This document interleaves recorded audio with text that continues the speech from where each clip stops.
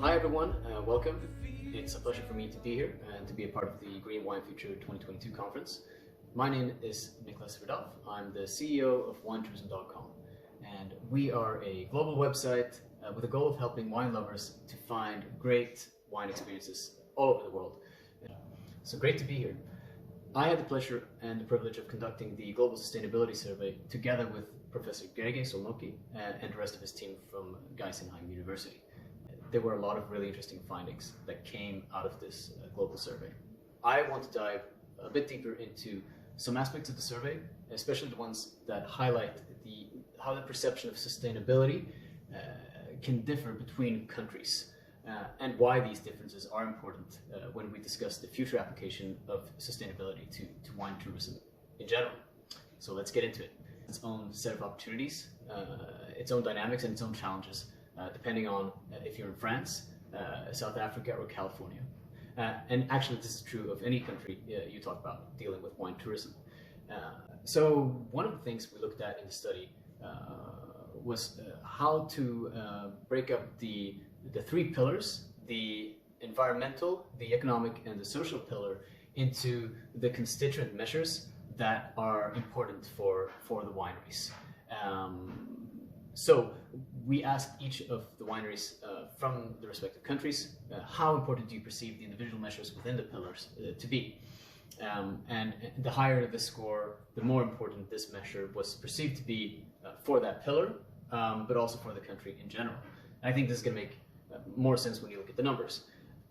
If we look at the first pillar, the environmental pillar, there are some pretty interesting differences between the countries. France, for example, had supporting biodiversity as far and away the most important measure. Over 60% of the responding wineries thought that this was the primary measure, not just for the environmental pillar, actually, but across all measures for all of the pillars. And so it's quite a significant find. A lot of other countries as well, South Africa, Australia, Germany, all of these also found this measure of supporting biodiversity to be important. If you compare this to another country, for instance, Portugal, also within the context of the environmental pillar, I mean, again, Portugal finds biodiversity to be important, but far and away the most important components for Portugal were actually two other factors. It was separating and reducing waste and using recyclable resources. Which is interesting, right? Because it's a slightly different take on what they prioritize within the environmental pillar. Another example is Australia. Australian wineries were more prone to focus on the economic sustainability of wine tourism.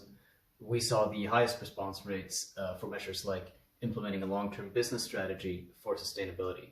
And we saw it for making sustainable wine tourism on its own a profitable business unit. Which is interesting, right? The view isn't that sustainable wine tourism is a cost driver that can help profit maybe in other parts of the business.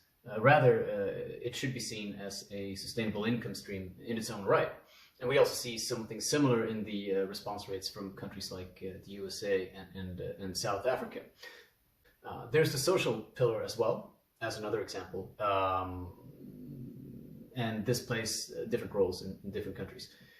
So the social pillar emphasizes the role that sustainability plays in strengthening the working terms of the winery employees and to what extent the winery promotes regional labor market conditions. So we can look at two countries in the context of the social pillar differences.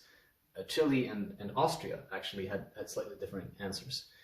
Both of these put a significant emphasis on the social pillar in general, if you look at its weighting seen against the other two pillars. But if you start looking at the difference between these two countries, you see some interesting divergences. In the case of Chile, the two highest reply frequencies, not just for the social pillar actually, but these were their two highest response rates across all of the pillars. These were for hiring local residents and for respecting labor protection laws and human rights. Austria, on the other hand, they also had a strong profiling in the social pillar, but their most important measures were two other factors. It was providing professional training for employees and dealing openly and honestly with employees. In the case of Chile, we see that the focus of the measures is on bringing people outside the labor market into the market by focusing on the hiring process on the local labor market. And also the second measure, respecting labor protection laws, focuses on keeping these people in employment once they've entered the labor market.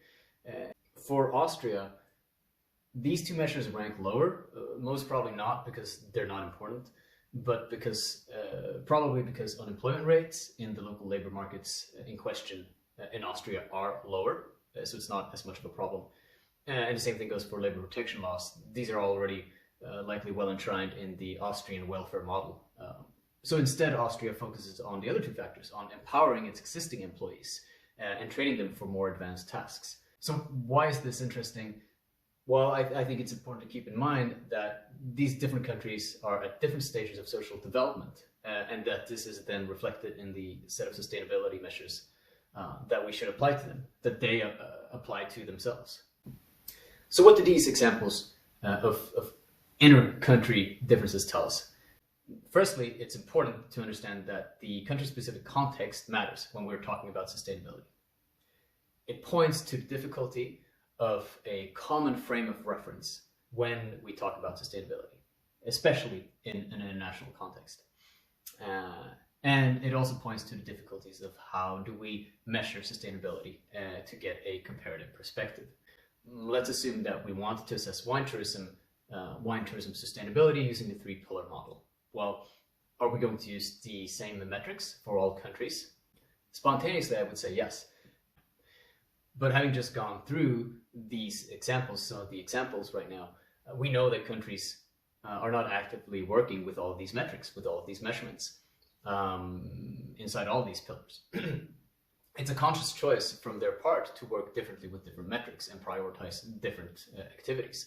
So if the goal is to create a universal, or at least a more standardized definition of sustainability in wine tourism, I think we have to put a lot of thought into which metrics we want to use and how these should be weighted and how they impact different countries who all work with sustainability in different ways. So I recommend, if you're interested and if you want to find out more, go check out the report in its entirety. You can find it on Geisenheim University's website or on our website. There's a lot of insights and a lot of nitpicky data you can get from these data tables, and it seems a bit heavy at first, but if you kind of look past the complexity and you start getting into the figures, there is a lot of interesting comparative data which you can take away from this. Thanks for your time. Bye.